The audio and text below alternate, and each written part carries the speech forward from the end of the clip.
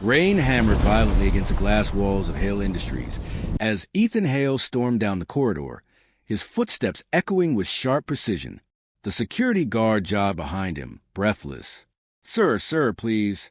We've locked the boardroom. They can't get out. Good. Ethan snapped, not slowing down. If they want to stage a coup in my company, they can wait for me to finish my workday. But, sir... Ethan raised a hand sharply. I said they can wait. He wasn't in the mood for betrayal. Not tonight. Not after waking up from another nightmare, where he heard his wife screaming his name before disappearing into the dark ocean. He shoved the memory away as he burst into the underground garage, scanning for his car. But instead of his driver behind the wheel, he found a man on the ground, shaken and bleeding. Sir, the driver rasped, I slipped. Might have fractured something. Ethan cursed softly under his breath and immediately crouched. His voice softened just slightly. Why didn't you call me earlier? Get up. Let me help you to the infirmary. The driver shook his head. Sir, please, just call someone else to take you home tonight. Home? That cold, empty mansion didn't feel like home anymore, but he nodded. Within minutes, his best friend and business partner, Marcus, arrived with an umbrella. Ethan, the staff situation at your house. Marcus, not now. No, now. Marcus insisted, blocking Ethan's path. Your entire cleaning team quit today. Said you've been too hard on them. Ethan exhaled sharply. I simply asked for order. Marcus's eyes softened with sympathy. You asked them to polish the staircase rails 3 times in 1 hour because fingerprints should not exist in your world. You're spiraling, and I'm calling an agency to send a temporary maid. I don't need. Yes, you do. Ethan clenched his jaw. Fine. 1 maid. For 1 evening. He didn't care who she was. He didn't plan to even see her. He just needed the mansion to stop reminding him of Ayla, her laugh down the halls, her perfume lingering in the rooms, her heels clicking on the marble floor at night. Everything was a ghost of her. As the car sped to the storm, Ethan stared out the window, fighting the familiar ache in his chest. 2 years. 2 long years since she vanished. No body. No explanation. Just an abandoned car near a coastal cliff and an empty necklace. The necklace he had given her on their wedding night. He tried to bury the pain under work, responsibilities, and coldness, but grief lived in his bones. By the time he arrived at the mansion, lightning split across the sky, illuminating the estate like a palace of ghosts. Ethan shoved open the door, tossing his coat aside. That's when he heard it. A faint clatter, a soft gasp, a hurried shuffle of feet. He frowned. Marcus must have already sent the agency maid. Good. She would clean, and he wouldn't have to think. But as he turned the corner into the hallway, his entire world stopped. A woman stood at the far end, back turned, picking up spilled cleaning bottles. Her long dark hair fell over her shoulder. Her figure, fragile, feminine, made something inside his chest tighten painfully. He blinked hard. That silhouette. No. Impossible. The woman stood slowly, brushing hair behind her ear, and Ethan's heart slammed against his ribs. The face. The exact same face he had kissed 1,000 times. The face of the woman he held every night before she disappeared. The face he saw in his dreams, his nightmares, his memories. Ayla, Ethan whispered, voice breaking. The woman froze. Her eyes widened. "Yes, sir," she stammered. Ethan walked forward slowly, as if approaching a mirage. His breath shook, his vision blurred. He whispered again, harsher this time, "Ayla." The woman pressed herself against the wall, trembling. "I don't know who that is. My name is Ayla." Ethan's jaw tightened. He stepped closer, emotion shaking through him. "You expect me to believe that?" His voice cracked. "You expect me to stand here and pretend I'm not staring at my wife?" Ayla's lips parted, fear flickering in her eyes. "Sir, I swear I don't know you. This is my first day here." Ethan grabbed her wrist, not violently, but desperately. "Look at me." His voice was low, tortured. "Look at me and tell me you are not Ayla Hale." Her voice trembled. "I'm not her." Ethan released her as if burned. Ayla rubbed her wrist gently, watching him with wide, confused eyes. "Sir, I don't understand what's happening. The agency sent me here tonight. I'm just trying to work." But Ethan couldn't hear her. His mind was spiraling, his breathing uneven. It had to be her. He knew Alara's face better than his own. This wasn't resemblance. This was a copy, a mirror, a perfect reflection. Ayla swallowed hard, gathering the cleaning bottles. "I'm sorry if I startled you. I'll just finish my duties." Her voice, soft, warm, familiar. Ethan's chest twisted painfully. He turned away abruptly, storming down the hallway. "Marcus," he shouted into his phone. "Get to the mansion. Now!" 5 minutes later, Marcus rushed in, shaking off the rain. "What happened?" Ethan's voice was tight, shaken, furious. "You hired her. You brought her here." Marcus blinked. "Who?" Ethan pointed a trembling hand at the hallway. "Her. The maid. She looks exactly like Ayla." Marcus's face drained of color. "Ethan, are you sure you aren't just? Don't you dare." Ethan's voice cracked. "Don't you dare tell me I'm imagining my own wife's face." Ayla stepped out timidly, holding a mop. "Sir, I can leave if—" Ethan spun around, staring at her as if trying to solve a puzzle with his heart instead of his mind. "What's your full name?" "Ayla Brooks." "Where are you from?" I don't remember much about my childhood," she admitted, embarrassed. "I was told I was found wandering after an accident. I've been on my own since then." Ethan's breath hitched. An accident. A lost past. A familiar voice. A face that haunted his dreams. Marcus gently touched Ethan's arm. "Hey, breathe." But Ethan couldn't. Every emotion he buried deep was clawing its way out. His heart pounded with disbelief, fear, and something he dared not name. Hope, a dangerous hope. Before he could speak again, Ayla suddenly staggered, gripping her head. The mop clattered to the floor. Her breath came out in sharp gasps. "Ayla!" Marcus rushed forward. "No!" Ethan stepped closer slowly, eyes locked on her. "Let her talk." Ayla's knees buckled as flashes of someone, coursed through her mind. A wedding ring, a man whispering her name, the sound of waves crashing, and the overwhelming feeling of being loved. She gasped, tears spilling down her face. Why do I feel like I've seen you before?" Ethan's heart stopped. A storm raged outside. Inside, a worse storm began. Ethan stared at Ayla as if she held the missing half of his soul. The way her fingers trembled against her temple, the way her eyes softened with confusion and pain. It shouldn't have affected him this deeply, but it did. It tore something open inside him that he'd spent 2 years trying to seal shut. Ayla wiped her tears quickly and straightened. "I'm sorry. I didn't mean to cause trouble. Sometimes I get these flashes. They don't make sense." Marcus exchanged a worried look with Ethan. "Flashes? Like memories?" Ayla nodded, embarrassed. "They feel like memories, but they're blurry. Like looking at someone else's life. I don't know if they're real." Ethan swallowed hard. "Describe one." Ayla hesitated. I saw a hand. A man's hand. He held mine gently, like I was precious to him." She pressed a hand to her chest, confused. "I felt safe. Loved, even. But I don't know whose hand it was." Ethan felt his vision blur. For a moment, Ayla used to say the same thing whenever she dreamed about him during stressful nights. She'd wake up, place her palm on her chest, and whisper, "Your hand always finds me." He forced himself to stay composed. Was it a dream? Or— "It felt real," Ayla whispered. Marcus cleared his throat, trying to fuse attention. "Let the girl breathe, Ethan. She's frightened." But Ethan stepped closer, his voice low, raw, trembling. "Ayla, do you feel anything when you look at me?" Ayla's breath hitched. She looked away quickly, as if ashamed. I feel something, but I don't understand it." "What do you feel?" he asked gently. Ayla's voice cracked. "Like my heart recognizes you even though my mind doesn't." The words hit Ethan like a physical blow. He turned away sharply, gripping the edge of the table as if it was the only thing grounding him. Marcus sighed. Okay, that's enough for tonight. Ayla, take a break. Ethan, you need to sit down. But Ethan was already moving again.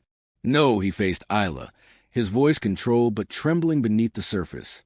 Where do you stay? At a small lodge near the downtown bus station. That's unsafe. It's all I can afford, she said quietly. Ethan let out a breath that sounded like pain. You'll stay here tonight, in the guest wing. Ayla flinched. No, sir, I can't. It's inappropriate. You're safer here, Ethan insisted. And I need to understand what's happening. Marcus stepped in. Ayla, it's just for one night. Ethan won't cross any boundaries. Ethan shot him a sharp look, but said nothing. Ayla bit her lip. If it makes things easier, I'll stay. Ethan nodded, struggling to maintain composure. Marcus, show her the guest room. Marcus guided Ayla away gently. Ethan remained frozen in the hallway, his chest rising and falling with heavy breaths. When Marcus returned, he closed the door behind him, lowering his voice. Ethan, Marcus said softly, you need to accept the possibility that this girl just looks like Ayla. Nothing more. Ethan shot him a glare. You saw her. You saw the way she reacted. I also saw you projecting. Ethan's voice rose, sharp and wounded. I am not projecting. I know my wife. I know her eyes. I know her heartbeat. I know her soul. Marcus held his gaze without flinching. Ayla is gone. The words almost broke Ethan. He turned away, running a hand through his hair. No, she can't be gone. I would feel it. Marcus softened. You're hurting, brother. You've been hurting for 2 years. Anyone who resembles her will shake you. Ethan didn't respond. His silence was heavy, the silence of a man drowning in grief and hope at the same time. Marcus sighed. Get some rest. Tomorrow, things might make more sense. Ethan didn't reply. When Marcus left, the mansion fell into a quiet Ethan hated. Too still, too empty. He walked toward the guest wing slowly, as if pulled by an unseen force. He stopped outside Ayla's room, his hand hovering but not knocking. Through the door, he could hear muffled sniffles. She was crying. A stab of guilt pierced him. He leaned his forehead against the door. Ayla, he asked softly. Her breath caught. Sir, do you need something? No, he whispered. I just want to be sure you're okay. There was a pause. I'm just overwhelmed.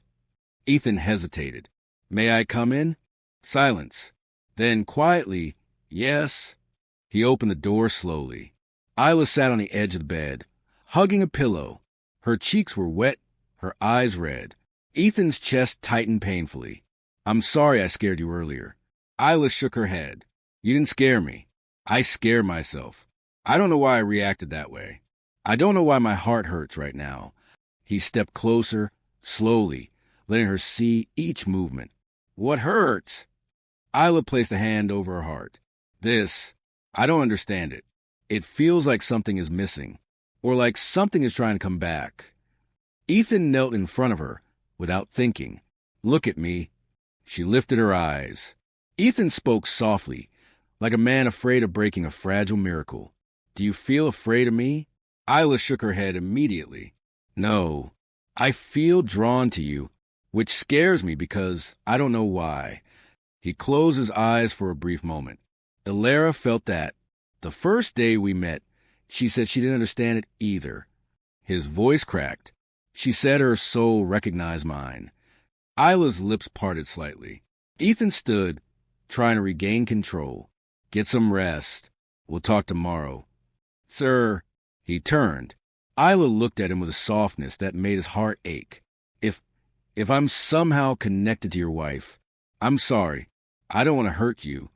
His throat tightened. You're not hurting me. You're just opening an old wound I didn't know could bleed again. He stepped out into the hallway, closing the door gently, but he didn't walk away. He leaned against the door, chest heavy, eyes burning. Inside, Ayla whispered to herself, barely audible, why do I feel like I know him? Later that night, as the rain eased and the mansion settled into uneasy silence, Ayla woke from a nightmare, breathless, shaking. She saw flashes again. A wedding dress, a golden ring, a man lifting her into his arms, and the name that echoed chanted through her mind like a melody. Ethan, she gasped, clutching her head, trying to stop the memories from overwhelming her. Unbeknownst to her, Ethan stood in the hallway again, hand hovering over the doorknob, torn between walking away and giving in to the pull he couldn't resist. As dawn approached, both of them sat awake in separate rooms, tethered by a connection neither could explain. Ethan didn't sleep. He walked through the mansion at dawn like a restless ghost, his hands buried in his pockets, his mind tormenting him with memories. Every room reminded him of Ayla, the piano she used to play, the garden she used to water even though they had gardeners, the balcony where she used to rest her head on his shoulder while watching the city lights. He paused by the grand staircase, gripping the banister. He couldn't shake the image of Ayla crying on the bed, her voice trembling with recognition she didn't understand. He wasn't losing his mind. He wasn't projecting. His body reacted to her presence the way a man reacts to the only love that ever mattered. And now, after 2 years, that same feeling was back. He needed answers. Ayla appeared at the end of the hallway, hair slightly tousled from lack of sleep. She jumped when she saw him. "Oh, sir, I didn't expect you to be awake." "I didn't sleep," he said honestly. She shifted nervously. "I couldn't sleep either." He studied her for a moment, then gestured. "Walk with me?" She hesitated, then nodded, following him into the sunlit hallway. He spoke first. "Tell me about this accident you mentioned." Ayla took a slow breath. "It was 3 years ago, or so I was told. I woke up in a hospital. They said someone found me unconscious by the roadside. No ID, no phone, just a small bracelet on my wrist with the name Ayla engraved." Ethan stiffened. "You don't remember anything before that?" "No," she whispered. "Doctor said it was trauma-induced amnesia. And after I left the hospital, life just moved on. I started working wherever I could." Ethan exhaled shakily. 3 years ago? Yes. Ayla disappeared 2 years ago. But what if the timeline was wrong? What if Ayla's memory was incomplete? He stopped walking and turned to face her. "Ayla, when you look at me, what do you feel?" She looked down at her hands, and her voice cracked. "I feel like I'm supposed to know you, like I'm supposed to trust you, even though I shouldn't, even though I don't know why. And when I called you Ayla last night," he pressed gently, "what did you feel then?" Ayla swallowed hard. It felt familiar, like I'd heard that name in a dream. Ethan closed his eyes briefly, overwhelmed. When he opened them, Ayla was watching him with a softness that twisted his heart. "Can you tell me about her?" Ayla asked quietly. "Your wife." Ethan hesitated. "Why?" Ayla rubbed her hands together nervously. "Because maybe if I hear about her, I'll understand why I feel this way." He studied her carefully, then nodded. "Ayla was stubborn," he began softly. "Sweet but stubborn. She always wanted to fix other people's problems before her own." He smiled faintly. "She hated thunderstorms but loved the rain. She used to dance barefoot in the garden when she thought no one was watching." Alia's lips parted. "That sounded familiar." Ethan stepped closer. "She had a habit of tugging her left sleeve when she was nervous." Ayla instinctively touched her left sleeve. Ethan inhaled sharply. Ayla blinked in confusion. Why did I do that?" "That's exactly what Ayla used to do," he whispered. Alia shook her head quickly. No, that's just coincidence." Ethan's gaze softened painfully. "You don't believe in coincidences, Ayla. I can see it in your eyes." She backed away a step, overwhelmed. "Sir, please. I'm trying to be respectful, but this is too much. I'm not your wife. I can't be. I don't even know who I am." Her voice cracked, tears spilling down her cheeks. Ethan stepped toward her slowly. "I'm not trying to force an identity on you. I'm trying to understand why every piece of you feels like her." "I don't know." Ayla cried, pressing a hand to her temple as another flash stabbed through her mind. Ocean waves, a car skidding, a woman screaming, a man shouting her name. Ethan grabbed her gently, supporting her as she staggered. "Ayla, Breathe. Look at me. She gasped for air, clutching his shirt with trembling fingers. It hurts. These flashes hurt. Ethan's voice softened to the point of breaking. I'm here. I promise I'm here. She looked into his eyes, tears streaming.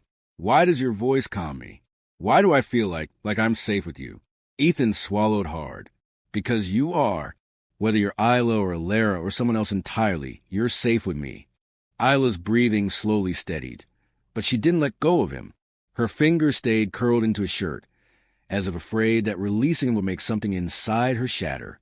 Oh, God, she whispered brokenly. What's happening to me? Ethan brushed a tear from her cheek, without thinking. We'll find out. Together. Ayla blinked, startled by the intimacy. He stepped back quickly, realizing he needed to control himself. I'm sorry. I didn't mean to overstep. Ayla shook her head gently. You didn't.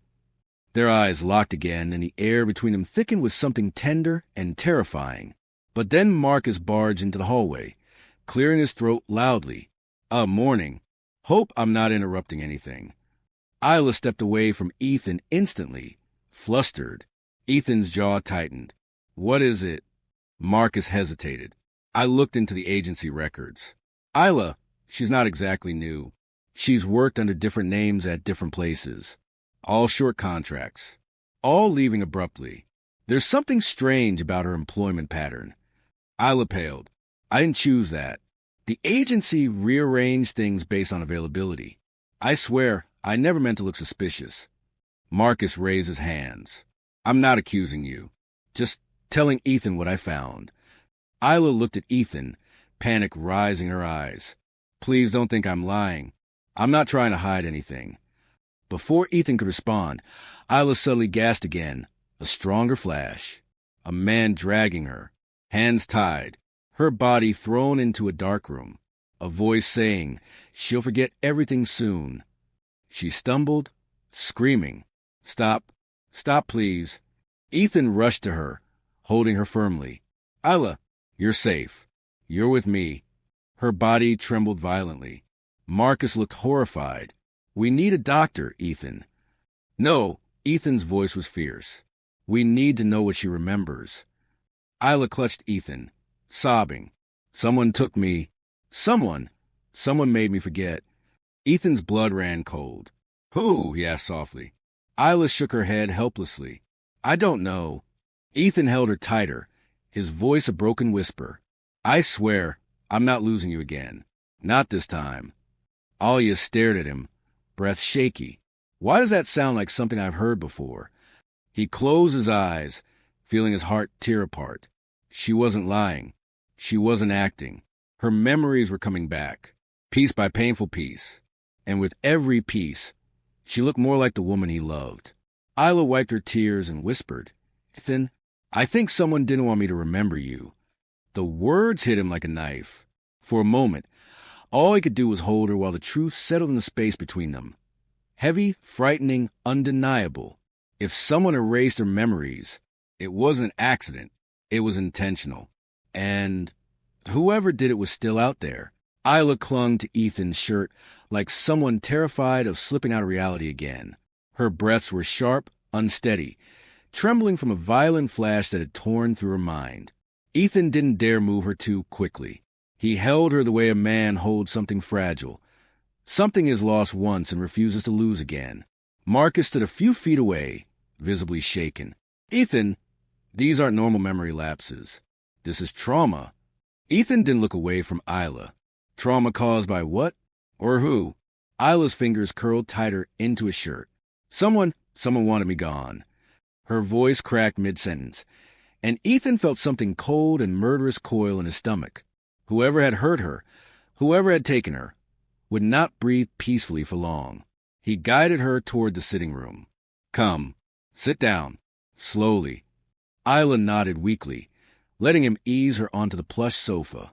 She looked small and terrified, but there was something new in her eyes, an emerging determination beneath the fear. Marcus hovered behind.